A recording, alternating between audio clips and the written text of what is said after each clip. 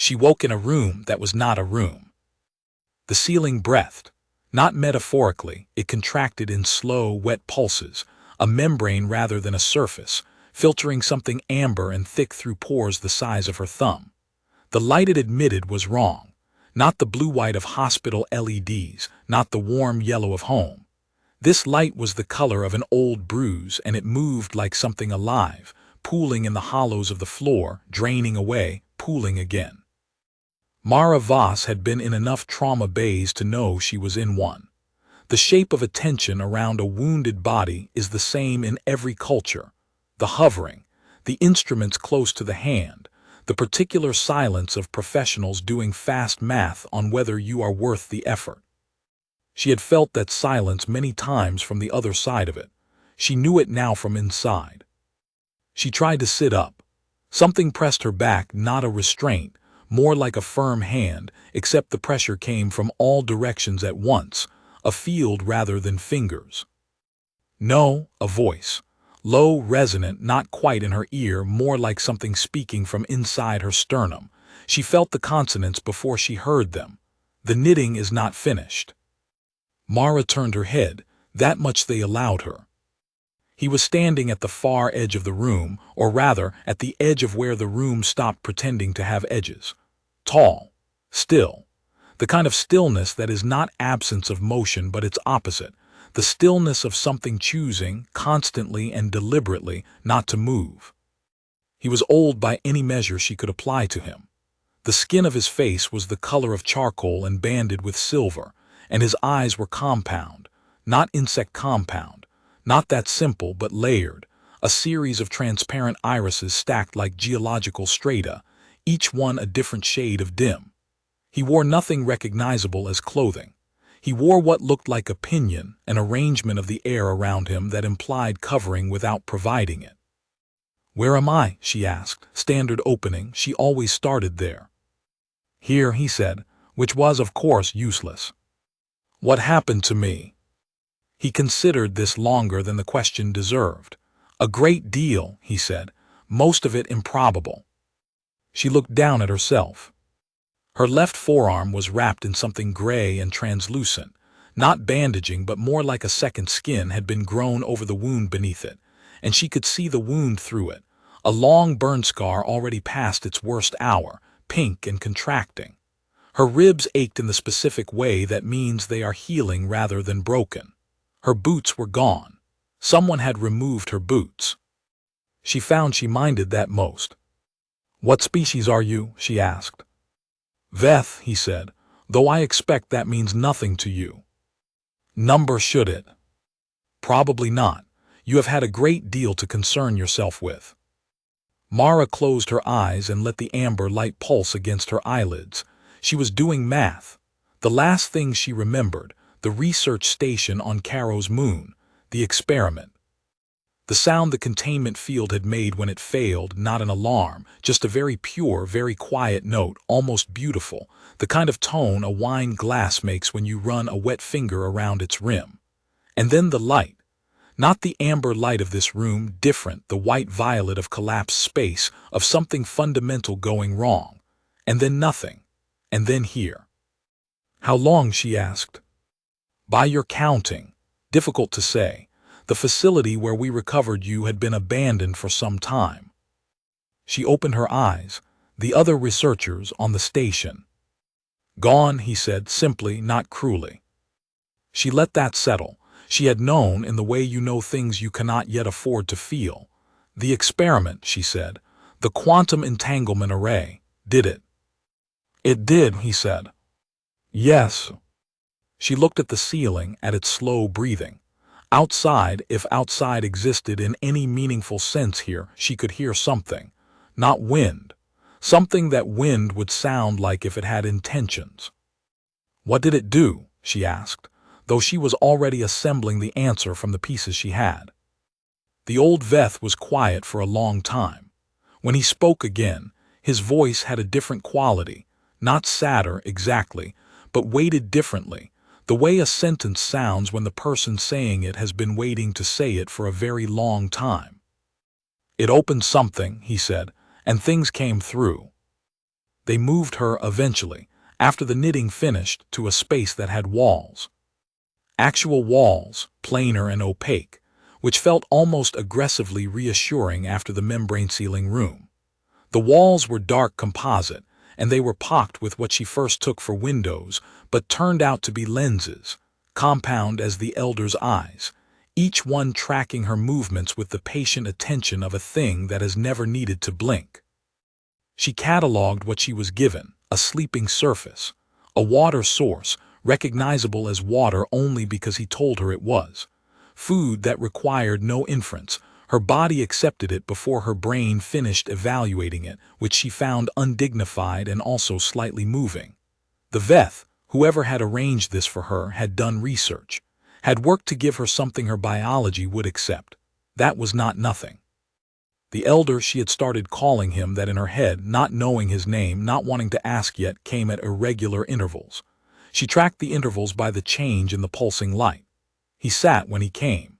He sat at a precise remove from her, the same distance every time, a gap she read as deliberate, not far enough to be dismissal, not close enough to be presumption. Professional. He was keeping a professional distance, the way her colleagues kept professional distances. The way Emma had kept professional distance, back on the station, insisting Mara's headaches were stress until the scans showed otherwise. She thought about Emma often in those first days. Emma and Garrett and Dr. Perkins and the two postgrads whose names she still wasn't certain she'd gotten right. Gone. All of them gone, while Mara had survived something that should not have permitted survival. She was doing the math on that too. The entanglement array, she said, on the third visit or the fourth. What exactly came through it?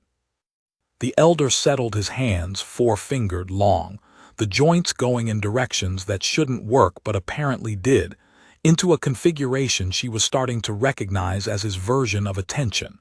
He was listening. She went on. I know what the array was designed to do. It was meant to create a stable bridge between two quantum states, not time, not space in the traditional sense, but states, configurations of reality. The theory was that if you could hold both states in superposition long enough, you could transfer information between them. Clean information transfer, no signal degradation. Yes, he said. But instead of holding the superposition, it collapsed it. Yes.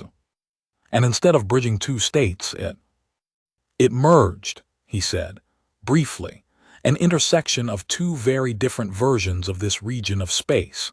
The conditions on your side and the conditions on the other side were incompatible. What came through the intersection was the product of that incompatibility. Mara processed this. The things that came through, she said, are they still here, in this region? He looked at her for a long moment with his layered eyes, each stratum a different shade of considering. They are, he said. And they're the reason your people recovered me from the station. We recovered you, he said carefully, because you were alive and survival interested us. But yes, you are also evidence. Evidence of what? Of what opened the door, and possibly of how to close it. She sat with that. Outside the lenses, she could still hear the thing that sounded like wind with intentions. She had been listening to it for days and it hadn't changed, not in rhythm, not in pitch. It was the sound of something enormous that was also patient. The things that came through, she said, what are they? He told her. It took a long time.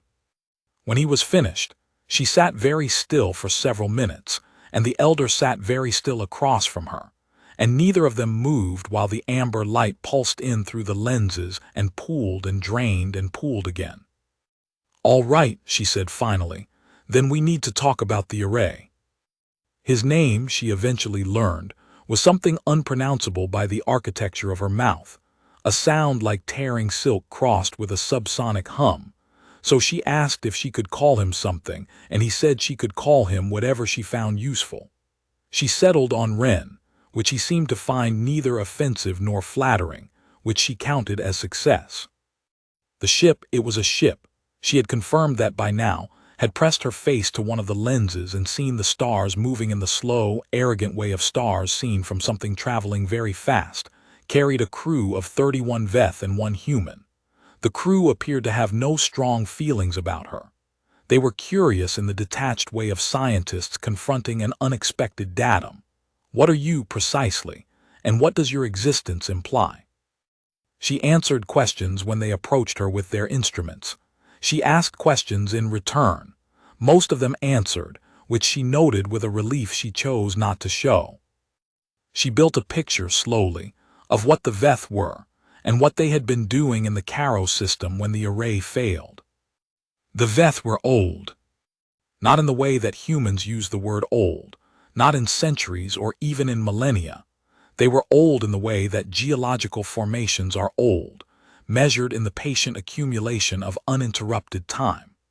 Their civilization had been continuous for longer than most of the civilizations Mara had studied in xenoarchaeology. Her discipline before her work pivoted toward the entanglement project had existed. They had been everywhere in this arm of the galaxy. They had watched species rise and eat each other and occasionally survive. They had been watching humans for a very long time, not with interference, not with particular investment, just with the steady attention of something that finds continuity interesting. They had been watching the research station because the entanglement array was doing something their instruments recognized. Something that had happened before in their archives, on a world whose name translated roughly as the place that no longer is. The things that had come through the array were called, and here Ren paused for the longest he had yet paused in any of their conversations, as if the word required careful retrieval, the Areth. He said it quietly. Every time he said it afterward, he said it quietly. She learned over time that this was not superstition but something more precise. The sound carried information, and the information was a warning, and you did not shout warnings. The Areth had no form that mapped to any category she had. They were not beings in the sense of having boundaries. They existed in probability, in the space between what is and what could be, and they expressed themselves as collapse. They moved through populated space the way a disease moves through a body, not malevolently, not with intent, simply following gradients, occupying vacancies, reducing complexity wherever they encountered it. Stars did not go nova near the Areth. Stars simply ceased to maintain the effort of burning. Worlds did not break apart. They grew quiet. They went, in the Veth word for it, still, not dead exactly, but past the threshold of differentiation, past the point where one thing could be told from another. The Veth had encountered them before. They had survived that encounter because one of their people in the archives had found a way to close the door. The record was incomplete. The person who had closed it had not survived long enough to write down how. Mara thought about that for a long time. She thought about the array and its pure collapsing note. She thought about the weeks of data she had collected before the failure, weeks of reading she had memorized, because memorization was a habit from her early research days when equipment was expensive and paper was cheap. She thought about superposition and the way a wave function collapses when observed, that the act of watching changes the thing being watched. She thought about what the Areth were, probability without resolution, and what that implied about how you might face them. I need to see the data from the array, she said. Whatever your instruments recorded from the event, all of it. We have it, Ren said. And I need paper, she said, or the equivalent, something to write on. He produced the next day what turned out to be a Veth equivalent of a notebook, a membrane sheet that retained whatever pressure was applied to it, thin as onion skin and nearly indestructible. She filled it within hours and asked for more. They gave her more. She worked. The Veth scientists came and observed her working with the same interested distance they observed everything about her. She ignored them. She was doing the kind of mathematics that required forgetting you have a body, that requires becoming purely the problem, and she was good at it, had always been good at it, had been told since she was a child that it was a liability as much as a gift, that she went somewhere else when she worked and sometimes didn't come back fully. She came back 3 days later with a headache and an answer she didn't like. "The array can be reversed," she said to Ren, who had been sitting outside her room at some point during every one of the past 3 days, patient as a stone formation, patient as the Veth themselves. "But not from here. It has to be done from the station, from inside the array." He looked at her. "The station is in the center of the Areth convergence." "Yes." "You would not survive the approach." "Probably not, unless—" She held up the membrane sheets, covered edge to edge in her handwriting dense and precise. "Unless the theory I just built is correct, which I believe it is, which you should help me test." He took the sheets. He read them. He read with his entire face, the layered eyes moving in micro-patterns she couldn't track, the banded skin of his forehead shifting in ways that might be thought or might be something else entirely. He read for a long time. Around them, the ship moved through space with its arrogant velocity, and the Areth moved through space with their patient, probability-collapsing stillness, and neither paid attention to the woman and the ancient alien sitting in the amber-light room with their notes between them. When he finished, he looked up at her. "You understand," he said slowly, "what you're proposing?" "Yes." "You would be, as best as I can extrapolate your theory," he stopped. "You would be placing yourself in a state of permanent superposition. You would be both observed and unobserved simultaneously. You would be, in their terms, neither resolved nor unresolved." "Which would make me invisible to them," Mara said.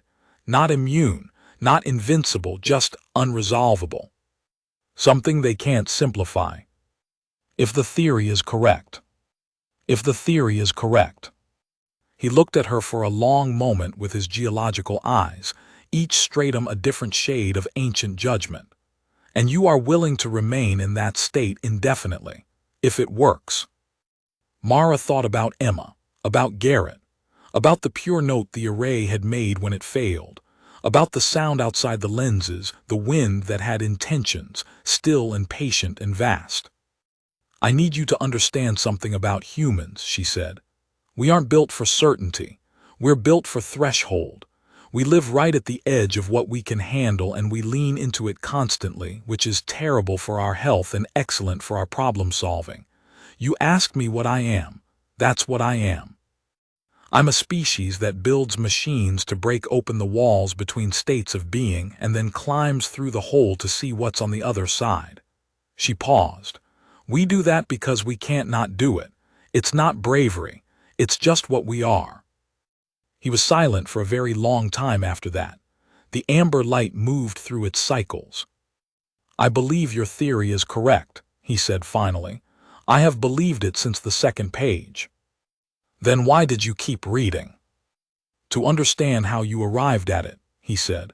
"The path was as important as the destination." They gave her a suit that was not a suit, something grown rather than built, Veth biological engineering, which interfaced with her in ways that felt uncomfortably intimate and worked in ways that felt almost miraculous. It would, Ren told her, hold the superposition field for as long as her biology remained stable. He said this with a careful neutrality that told her he had run the numbers on how long that was likely to be. She didn't ask him for the numbers. The ship approached the Caro system in a trajectory that Ren described as oblique, not a straight line toward the station but a curve, a long sweeping approach that kept them at the edge of the Areth sensory range for as long as possible. The Areth did not see exactly, but they resolved. They encountered complexity and reduced it. Moving obliquely reduced, Ren explained, the amount of complexity they presented. Mara spent the approach time in the forward observation space, which was not a window but was close enough, a section of hull that had been rendered translucent, and through which she could see the space around them, cold and black and absolute. She could see in the distance something that was wrong. Something that looked at first like a region where stars were simply missing, a dark patch, a hole in the field. Except it wasn't a hole. It was a presence. Something dense with absence, thick with the potential of things not being. She watched it for a long time. A Veth scientist she had spoken with several times, young, by their reckoning, which meant roughly her grandfather's age, came and stood beside her. His name was unpronounceable, but he'd accepted the shorthand of Kale, which he seemed to find genuinely amusing. "It's larger than when we arrived," he said. "How much larger?" "By our last measurements, it has expanded 17% in the time you have been aboard." She looked at the knot-hole. 17% was fast. 17%, if it held that rate, was a number that started eating inhabited systems in a time frame she found personally motivating. "Kale," she said, "the Veth scientist who closed the door last time, the incomplete record, what do you know about them?" "Very little," he said. "A researcher, theoretical physics by their era's understanding of the term. The record we have was written by someone else, an account of what they observed from outside. They were not in the affected system when it happened. They knew only that this researcher had entered the convergence zone alone, and that afterward the convergence had reversed." "Alone," she said. "Yes." She watched the knot-hole. Kale watched it beside her. "What were they like?" she asked, "as a person?" He considered this for a while. "The account describes them as stubborn," he said, "and as someone who smiled at inappropriate moments." "That's not a very complete picture." "No, but it was what the observer chose to record. Perhaps it was what seemed most important to them." She almost smiled, almost. "It's going to work," she said, "not for him, not entirely for herself. Somewhere in between." "I don't know if it will," he said, which was honest and which she respected. "No," she said, "I know I said it anyway, that's also a human thing."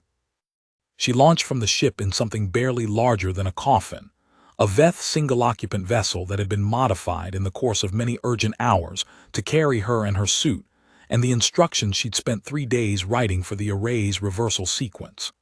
The vessel had no weapons. It had no real defenses. It had a drive that Wren had described, with characteristic Veth precision, as fast enough, and a hull that the superposition field would, in theory, render uninteresting to the Oreth.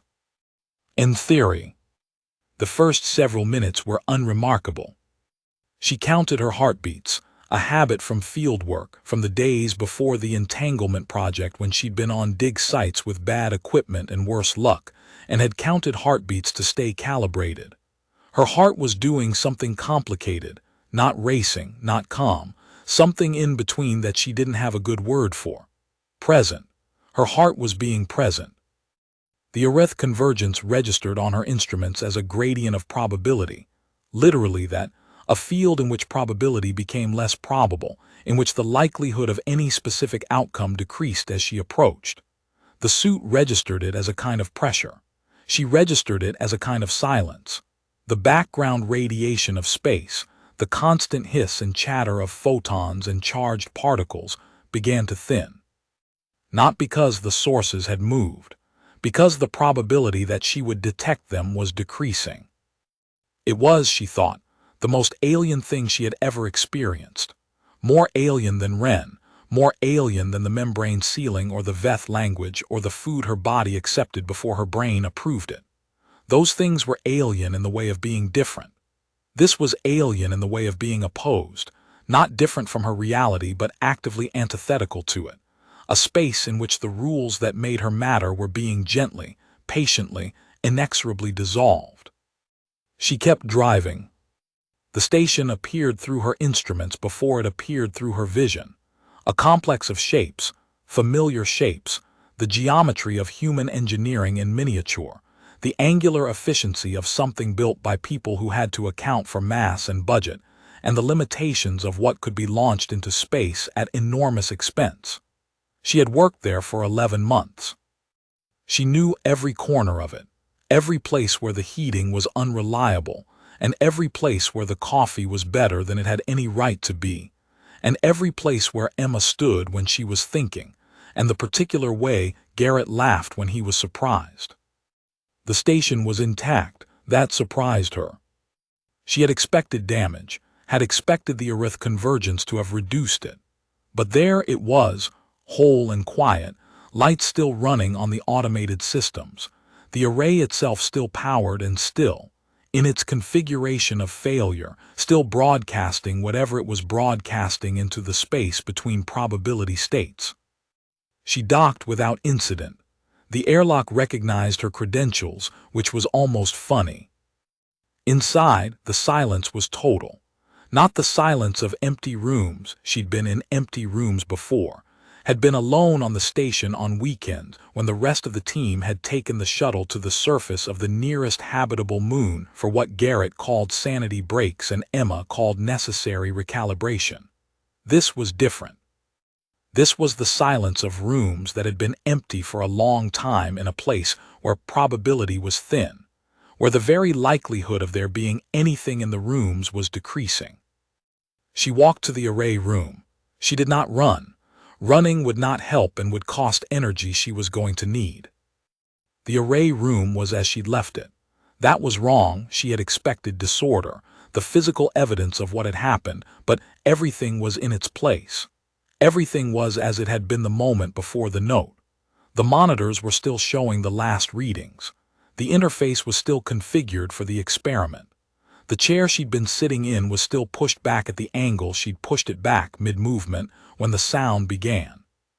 She sat down in the chair. She pushed it forward. She began to work. The reversal sequence took 4 hours and 20 minutes. She knew before she started that it would take approximately that long. She had done the calculations multiple times, had verified them with Wren, had argued with Cale about a second-order correction that turned out to matter a great deal. The work itself was not dramatic. It was the kind of work that looks from outside, like someone sitting at a desk pressing buttons in a particular order, which it was. The significance of the buttons being pressed in this particular order rather than some other order was not visible. That was always the most frustrating thing to explain to people who wanted science to look like its stakes felt. The suit held. She could feel the superposition field around her, not as warmth, not as cold, but as a kind of perceptual blur at the edges of herself, a slight but persistent uncertainty about where exactly she ended and the space around her began. She found it, once she stopped trying to resolve it, almost comfortable. She had always been better with blurry edges than with sharp ones. The arith did not come for her. She heard them, or felt them, or perceived them in whatever sense applies to a presence that operates at the level of probability twice in the 4 hours. The first time something vast and patient moved through the section of station directly above her, and her instruments lost coherence for 40 seconds, and then it moved on past her, past the space her instruments suggested she occupied, uncertain whether she was or was not. The second time was quieter, just a pressure briefly against the suit's field, and then gone. She finished the sequence at 1:53 in the morning by her suit's clock, which had maintained its own probability against the convergence's tide. She pressed the final command. The array made its note again, the same pure, collapsing tone, except this time it held for a second, 2, 3, and then instead of stopping, it reversed. The same note played backward, which should not have been a distinct sound but was, absolutely was, a sound unlike anything she had a word for. Resolution, maybe, or closure, or the particular sound of a door swinging back on its hinges after a long time open. The monitors came alive. All of them, simultaneously, showing readings she had never seen before, had never been able to see before, because the thing they were measuring hadn't existed before, which was to say it had always existed, had been the baseline but had required the contrast of its absence to become measurable. Normal space, ordinary space, space in which things were probable because they existed and things did not exist because they were improbable. Space that was, in the most profound and boring sense of the word, itself.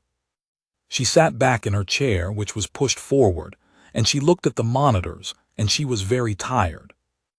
When Ren's shuttle docked 40 minutes later, he found her in the array room, still in the chair, the suit's field dimmed down to a low-maintenance hum. He stood in the doorway for a moment, framed by the light from the corridor, amber-toned because Veth vessels used amber light everywhere, not as an aesthetic choice, but because it was the wavelength their primary senses used most efficiently. She had learned that early.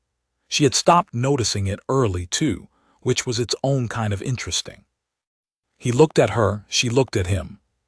Neither of them moved while the light came through the windows. The station's windows, large and rectangular, filling the far wall of the array room with a view of the Caro system star, orange and steady and entirely, reliably burning. "It worked," she said. "Yes," he said. "The convergence. Reversing. Our instruments show the probability gradient normalizing. It will take time, weeks perhaps, but the process is self-sustaining now. The door is closed." She nodded. She was still very tired. "And you?" he asked.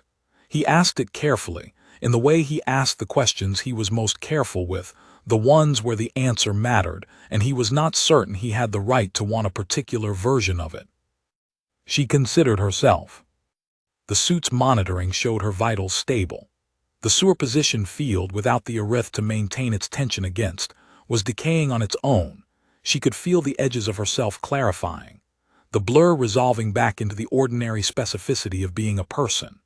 An exhausted, cramped, several days unwashed person in a chair in a room in a research station in a system where, some weeks ago, she had opened a door into the worst version of the possible, and had now, apparently, closed it again. "I think I'm fine," she said, which is a low bar. "It is a sufficient bar," Ren said. She stood, her knees objected but complied. She crossed the room toward the door toward him and stopped a few feet away. The same distance, the professional distance. Except that she was standing now, and he was standing now, and the amber light was behind him, and the orange starlight was behind her, and they were looking at each other in the way of two people who had been talking for weeks and had run out of pretexts. "What happens now?" she asked. "Your people will need to be told," he said, "about the array, about the arith, about how to prevent this from happening again." "Yes. And the Veth will need to update their records," he said. "They are incomplete, as you know, significantly incomplete." She almost laughed. "You want me to write the account? You were the one inside the convergence. You were the one who completed the sequence. You are the evidence of what happened." "I'm always the evidence," she said. "In my experience," Ren said, "the evidence is the most important thing. Everything else is interpretation." She looked at him. He looked at her. The star behind her was steady, burning with the uncomplicated commitment of a star that has no intention of going anywhere. The light it sent through the windows was warm and amber-orange, and it moved the way real light moves, in straight lines at constant speed, without hesitation or uncertainty, without the slow and patient dissolution she had spent 4 hours reversing. She held out her hand. Humans shake hands. She had no idea if he knew this. He reached out and took it, his hand closing around hers, 4 fingers at wrong but functional angles, the contact deliberate and considered, the way all of his contacts with her had been deliberate and considered. He held it for a moment, then released. "Thank you," she said, "for pulling me out of the wreckage." "Thank you," he said, "for being worth the effort." She would remember much later the way he said it, not as a compliment, not exactly, but as a statement of fact, the same careful precision he brought to all the facts he cared about most. She was worth the effort. She had proved it, not through declaration or force of personality, but through 4 days of calculations and 4 hours at a keyboard in a room full of closing probability, alone in the center of the thing that dissolved complexity, maintaining the particular human stubbornness of continuing to exist. "You know," she said, picking up the membrane sheets she'd left on the console, her calculations, her notes, the 3 days of mathematics she hadn't asked anyone's permission to do, I'm going to need to go home eventually. My people need the account, like you said. Yes, he said. And then I'm going to need to figure out what to do about the fact that opening the door was an accident, and accidents are repeatable. Yes, he said. And I'm going to need to do that with the resources of a species that has been spacefaring for about 250 years, most of which we spent arguing about whether to bother going to space at all. Yes, he said, the same word each time but with a different weight. This one was almost, she thought, amused. So she said. So he said. They walked out of the array room together, into the corridor with its functional white lighting. No amber here, just the flat, efficient white of human engineering. And she didn't look back at the monitors, at the readings that showed space being itself, at the windows where the star burned steady, and the Earth's absence was the most beautiful data she had ever collected. She had a report to write. 2, actually. One for the Veth Archives and one for the Joint Research Council, and the second one was going to be considerably harder to explain. She was going to have to find words for things that did not yet have words, which had always been the part of her work she liked best and found hardest. She had Wren's notes, which were extensive and precise, and which she was already learning to read. She had her own calculations, which she understood completely. She had a theory that had turned out to be correct, and the memory of a collapsing note and a reversing note and the particular silence in between, and a scar on her forearm that itched in the specific way of new skin, and the knowledge that somewhere in the Veth Archives was an incomplete account by someone who had done this before and had smiled at inappropriate moments, and she was going to complete that account, and she was going to do it properly. Behind her, the array room was quiet. The door was closed. Outside the station, in the Caro system's ordinary, stubborn, starlit space, the probability of everything that existed was returning, gradually and without fanfare, to exactly as high as it deserved to be. She wrote the report on the shuttle back to Veth space, where she would transmit the portions intended for her own people and give the rest to the archivists who were, Wren told her, going to be more excited by her appearance than anything else about the situation.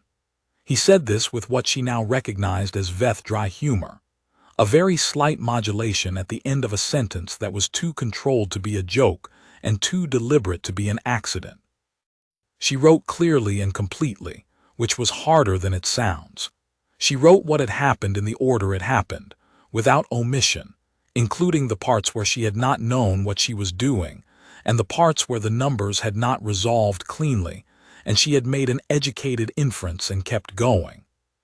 She included the second-order correction that Cale had argued about, with a note that he had been right and that she had updated the sequence accordingly in the 4th hour of the reversal. She included the sound the array had made both times in a section she labeled phenomenological notes, which she was aware was not standard notation, but which felt necessary. She wrote about the Arith with precision and without drama. They had come. They were gone. They would come again because the door could be opened accidentally, and accidents were repeatable, and humans were, as a general characteristic of their civilization, interested in pushing against the edges of what their physics permitted. She proposed, in 3 dense pages, a series of modifications to the array design that would prevent a collapse from producing an uncontrolled intersection. She proposed an early warning system for convergence events. She proposed a framework, preliminary, requiring significant development by people with more relevant specializations than she had for detecting Arith activity in adjacent probability states before it expressed itself in physical space. She proposed, in 1 sentence at the end of the 3rd page, that the Veth archives be made accessible to human researchers, and that human researchers be made aware of what they contained. She sent that draft to Wren for review, which she was required to do per the agreement they had reached with the Veth Council, which had been complicated, and had involved a great deal of sitting in rooms with people whose names she couldn't pronounce, and whose expressions she couldn't fully read, and which had produced an agreement she was mostly satisfied with except for two clauses she was going to revisit at the 6-month mark. Wren's comments came back within an hour. They were, as she'd come to expect, precise and numerous and entirely correct. She incorporated them. She sent the final version. She leaned back in her seat. The shuttle was quiet.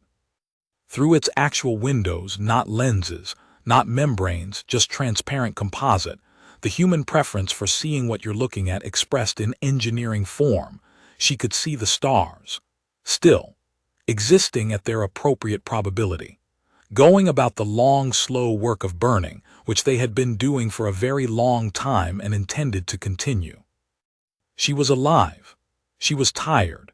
She had a scar on her forearm and a notebook full of mathematics and an incomplete data set that was going to occupy her for the next several years, which felt like a beginning rather than a conclusion. Somewhere behind her, on a station that had been silent and was now silent again in a different way, the silence of having been used and emptied and left with its lights still running, the array sat quiet in its corrected configuration. Not off, not destroyed, just different now, safer. Still pointed at the same space between states, still capable of the same listening, but tuned differently, the way you tune a receiver when you know what frequency the signal is on, and you're trying to catch it before it catches you. She thought about what Wren had said on the first day when she asked what happened to her. A great deal, he'd said, most of it improbable. She had written at the top of her report, the only title she could find that fit. An incomplete account of a door, its closing, and the probability that we will need to close it again. It was not, she was aware, a very dramatic title, but she had found, in 11 months of entanglement research and several weeks of alien ship and 4 hours of Earth convergence, that the most important things rarely needed dramatic titles. They needed accurate ones. They needed the kind of name that says, "This is what this is," clearly, without embellishment, so that the person who reads it after you, the next person through the door, the next person counting heartbeats in a dangerous place, knows exactly what they're dealing with. She knew in her bones, in the new skin of her scar, that there would be a next person. There always was.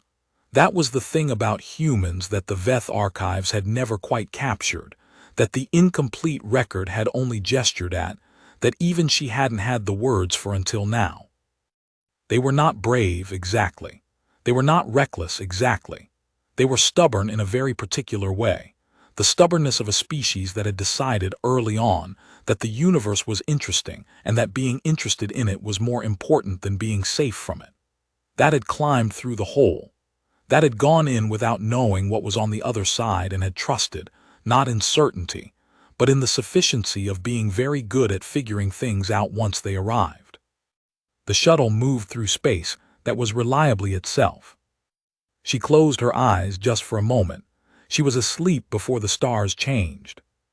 The Veth archives record, in the section updated following the Caro convergence event. Account of the closing, submitted by M. Voss, human researcher, supplementing the incomplete record of the third closing reference, archival crosslink pre-catalog era. The second closing, as previously recorded, was accomplished by a Veth researcher working alone. The third closing was accomplished by a human working alone. The archivists note, for the interest of future readers, that both accounts share one detail in the phenomenological notes, the sound the array makes when it reverses. Both researchers independently described it as unlike anything they had a word for. The archivists suggest this is not coincidence but property, that there is no word for the sound because the sound is the door being what a door is, and no language finds it necessary to describe the sound of the ordinary becoming itself again, because that is the sound of before and after, and we notice it only when we have been, briefly, without it. For future reference, a closed door is not a solved problem. It is an interval. Plan accordingly. The human did. She had been home for 6 weeks when Kale's transmission arrived. It came through the newly established Veth human relay, one of the early products of the framework she had proposed in her report, built faster than she'd expected because both sides had, it turned out, been waiting for a reason to build it. The relay worked on a modified version of the entanglement principle, which she had mixed feelings about but which she'd helped design the safety protocols for, so at least the mixed feelings were productive. Kale's message was text only, because voice transmission across the distances involved was still resource-intensive, and Kale was constitutionally opposed to wasting resources. He had told her this in approximately 30 different ways during the weeks she'd been aboard the ship, and she had come to find it endearing. The message said, "We have found 2 additional instances in the archive. Pre-catalog era as suspected, both closed, both closers unknown, pattern emerging. Will transmit full documentation. Ren asks if you have considered the position. You should consider the position." She read it twice. She had been for the 6 weeks, teaching a seminar on quantum state entanglement to a group of graduate students who were bright and focused and entirely unaware that the theoretical framework she was presenting had been tested, very recently, in conditions they were not yet cleared to know about. She had been sleeping regularly. She had been eating food she recognized. She had been working, deliberately, at a normal pace. She had known the whole time that it wasn't going to last. She wrote back to Kale. The message said, "Send the documentation. Tell Ren yes." The position, she knew what it was.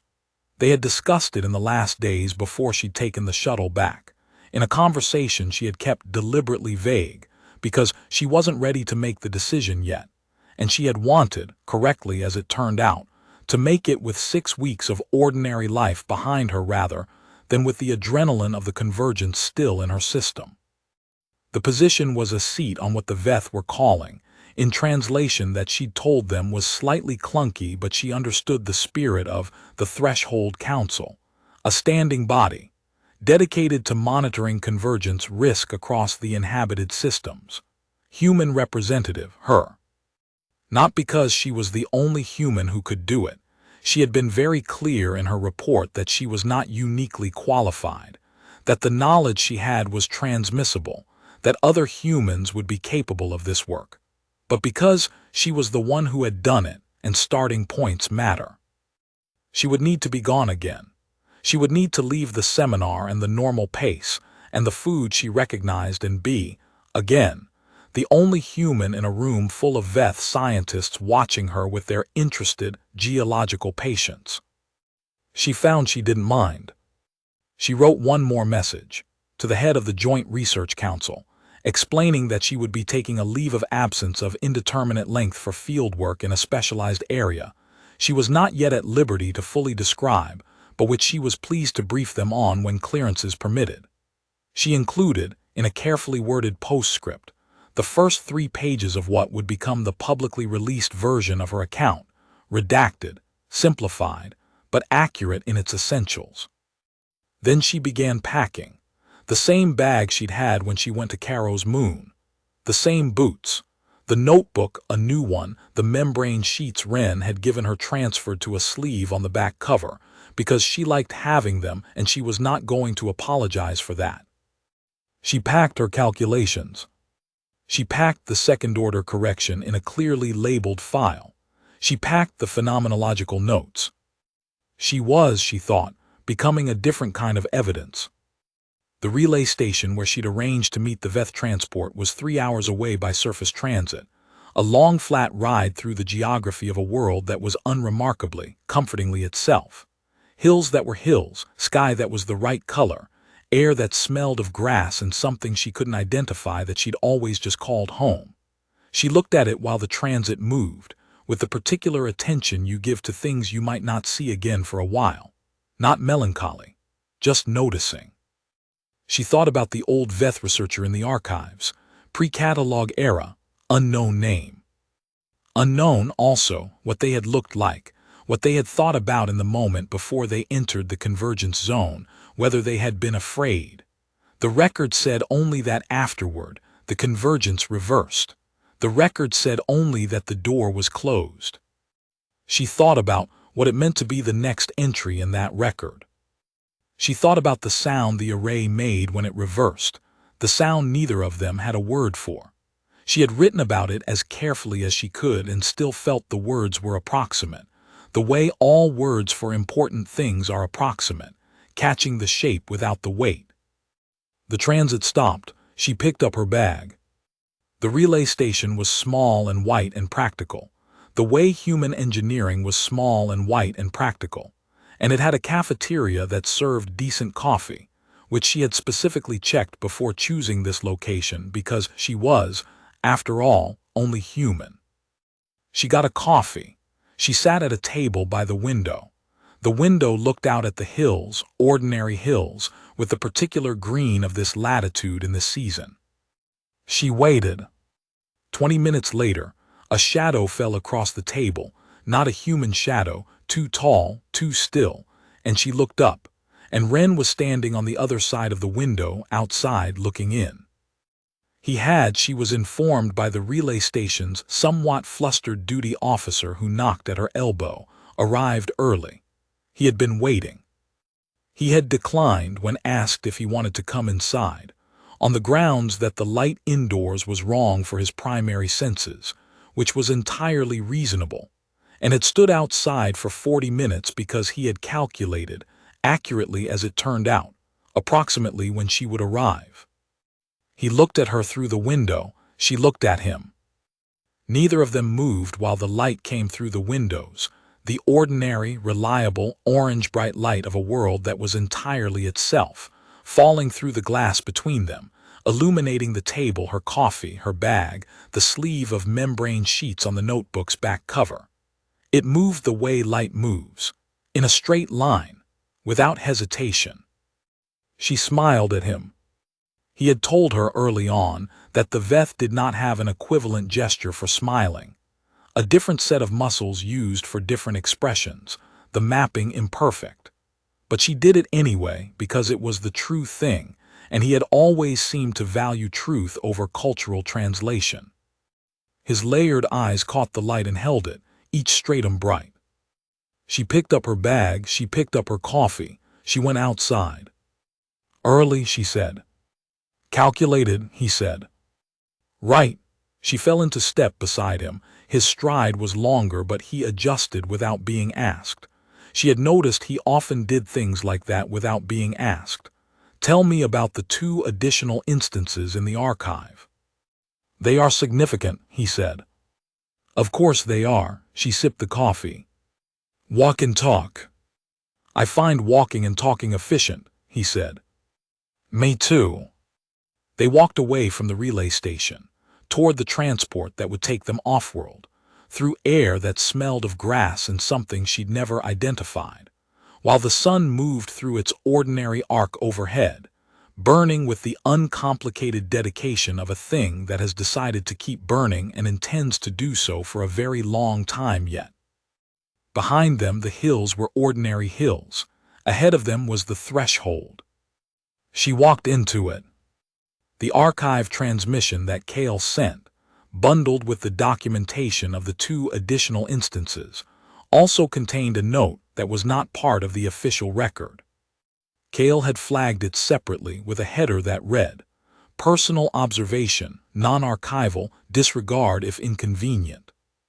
She read it on the transport, 2 hours out from Atmo, while Ren was in conference with the Veth Council via the relay, and she had the passenger compartment to herself. Kale's note said, I have been reviewing the pre-catalog accounts with the archivists for the past 5 weeks, a pattern in the phenomenological notes across all 3 closings. I will describe it as precisely as I can. In each account at the moment of reversal, the moment the door closes, the researcher who closed it reports a change in the quality of light in the surrounding space, not a change in wavelength or in intensity. A change in character. The light became, in each account, what one archivist calls itself. I do not know how to translate this better. The archivist says, light, before convergence, loses the quality of being light and becomes instead a property of collapsing probability. It behaves like light without being it. At the moment of reversal, it becomes what it was. The accounts say it is unmistakable. They say it happens in an instant. They say it is the first thing you notice when the door closes, not with your instruments, not with your logic, but before those, in the fraction of a second before interpretation catches up with perception.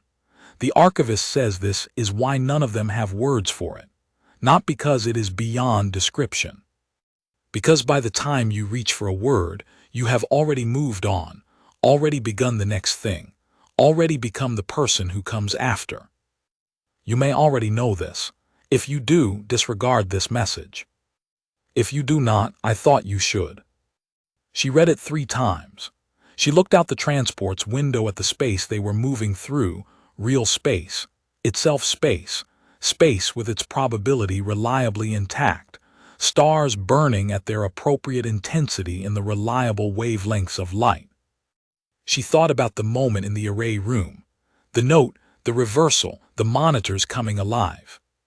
She remembered, now that she was looking for it, that she had not immediately looked at the monitors. There had been a fraction of a second before she'd done that, a fraction before she'd done anything, a fraction of pure uninterpreted reception. She remembered the light. She had not had a word for it at the time. She had noted it only as the orange bright light of the Caro star coming in through the windows, which was accurate, which was what it was. But there had been something about it, a quality she had categorized as relief, or as exhaustion, or as the feeling of having done the thing you had to do and being on the other side of it. It had been the light being itself. She understood that now. She had been in a space where light was not quite itself for long enough that she noticed, instantly and without words, when it was. She put the tablet down. The stars moved past the window at the leisurely pace of stars, as seen from something very fast. Everything was itself. She pulled out the notebook, and the pen she'd been using since Wren had watched her produce it with an expression she'd learned to read as interest.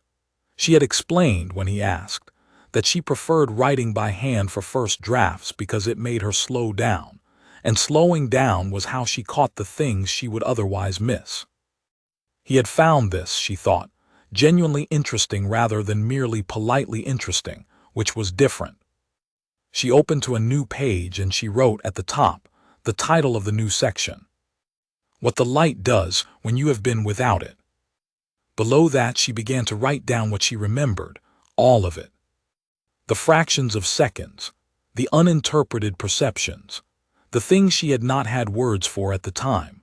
She wrote them down now in the approximate words she had now, which were not perfect and were the best she could do and were therefore, as Wren would have put it, sufficient.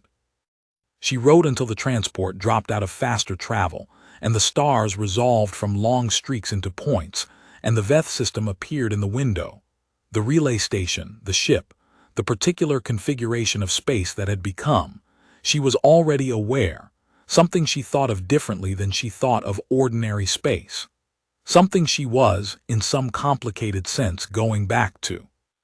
She capped the pen. She looked at what she'd written. She thought incomplete account, like always. She thought good enough, like always.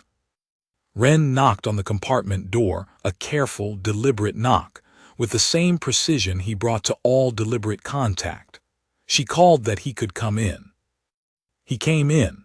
He sat down across from her at the same distance, the professional distance, the deliberate gap, and looked at her with his layered eyes, each stratum bright with the ordinary light of a system that was entirely, sustainably, beautifully itself.